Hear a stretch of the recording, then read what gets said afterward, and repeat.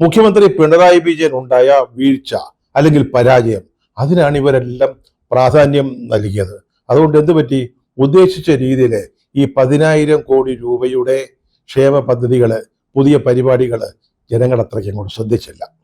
സാധാരണഗതിയിൽ ഇത്തരം പ്രഖ്യാപനങ്ങൾ അല്ലെങ്കിൽ പുതിയ പദ്ധതികൾ അല്ലെങ്കിൽ പെൻഷൻ കൂട്ടുന്നത്, ശമ്പളം വർദ്ധിപ്പിക്കുന്നത്, DA അനുവദിക്കുന്നത്, ഇതൊക്കെ ഗവർണറുടെ നയപ്രഖ്യാപന പ്രസംഗത്തിലോ അല്ലെങ്കിൽ ബജറ്റ് പ്രസംഗത്തിലോ ഉൾപ്പെടുത്തുകയാണ് പതിവ്. അങ്ങനെയാണ് നിയമസഭയിൽ പ്രസ്താവിക്കുക. പക്ഷെ ഇവിടെ ഉദ്ദേശം വേറെയാണല്ലോ. തെരഞ്ഞെടുപ്പിന് മുമ്പ് ജനങ്ങളെ ഒന്ന് ചൂടുപിടിപ്പിക്കാനാണല്ലോ ഈ പരിപാടി.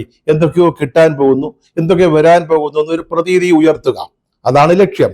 അപ്പോൾ ഈ പ്രഖ്യാപനങ്ങൾ നിയമസഭാ വേദിയിൽ നടത്തിയാൽ അതിനൊരു പ്രത്യേക ഗുമ്മ് കിട്ടും. അതുപോലെ തന്നെ ജനങ്ങൾ ഇതൊക്കെ വിശ്വസിക്കുകയും ചെയ്യുമെന്ന് മുഖ്യമന്ത്രിയുടെ ഓഫീസിൽ ആരോ അങ്ങനെയൊക്കെ ചിന്തിച്ചു. അങ്ങനെയാണ് ഈ 1-ാം തീയതിയിലേക്ക് വെച്ചത്. പക്ഷെ എന്ത് ചെയ്യാനാ, CPI ചതിച്ചാശാനി. അവരവസാനം നമുക്കിട്ട് നല്ല 1-ാം തരം പണിയാ തന്നത്. അവരുടെ നിർബന്ധത്തിന് മുമ്പിൽ നമുക്ക് കീഴടങ്ങേണ്ടി വന്നു. പിണറായിയും പാർട്ടിയും എല്ലാവരും കീഴടങ്ങി. പത്രങ്ങളുണ്ടല്ലോ, ഫുൾ ടൈം അതങ്ങ് ആഘോഷിക്കുകയും ചെയ്തു. അതാ വാസ്തവത്തിൽ സംഭവിച്ചത്.